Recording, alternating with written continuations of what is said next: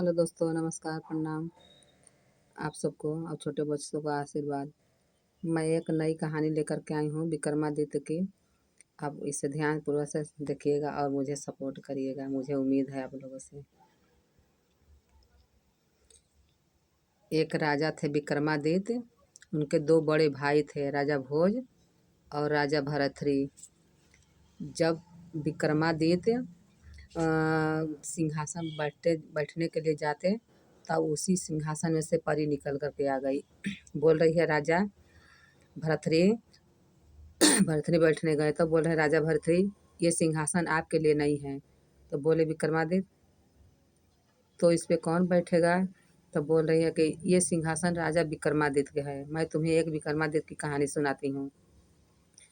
तो राजा विक्रमादित्य को परी कहानी सुनाने लगती है। कहानी सुनाने लगती हैं। एक राजा थे विक्रमादित्य, उनके पास धैर्य विवेक और धर्म विवेक और सहनशीलता इतनी था। जिसके पास वो रहता है उसके पास लक्ष्मी रहती है, उसके पास मैं रहती हूँ।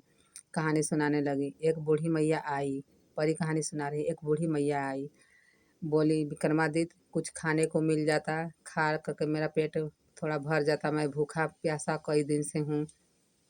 राजा विक्रमादित्य खा रहे थे अपने घर में। वो थाली खाना का थाली लोटा का पानी लेकर के आए, उस बूढ़ी माता को दिए। खाई पी और आराम करी। फिर बोली विक्रमादित्य, तुम मुझे मेरे घर तक पहुंचा दोगे तो और बड़ी तुम्हारा आभार प्रकट करूंगी। विक्रमादित्य बोले, जो आज्ञा माता। विक्रमादित्य बोले, वो बोली बूढ़ी मैया, मैं कैसे चल सकती हूँ, मैं तो इतनी बुढ़ी हो गई हूँ, मुझे तो चल नहीं पाती हूँ। तो राजा विक्रमादित्य बोले, आप मेरे कंधे पर बैठ जाइए माता, मैं आपको आपके घर तक पहुँचा दूंगी। तब जब माता को विक्रमादित्य झुक करके कंधा पर उठाए, कुछ दूर लेकर के गए, वहीं से माता प्रकट हो गई, माता लक्ष्मी प्रकट हो गई। बोली, धन्य हो विक्रमादित्य, तुम्हारे जैसा दान पुण्य देने वाला और सहनशील तो राजा नहीं है। यही कहानी राजा भरथरी को सुना रही थी। एक बार की बात है, एक बूढ़ी मैया आई और बोली भरथरी से, भरथरी तुम राजा भरथरी और राजा भोज से कि तुम मुझे खाना पीना थोड़ा सा दे दो, मैं खा लूँ, मैं कहूँ दिन से भूखा प्यासा हूँ। तो राजा विक्रम भरथरी जी को भरथरी जी उन बूढ़ी मैया को फटकार लगा दिए, डांट फटकार लगा दिए। माता माता कुछ नहीं बोली, चल दी। कुछ आगे जा करके अपने रूप में आ गई, लक्ष्मी रूप में।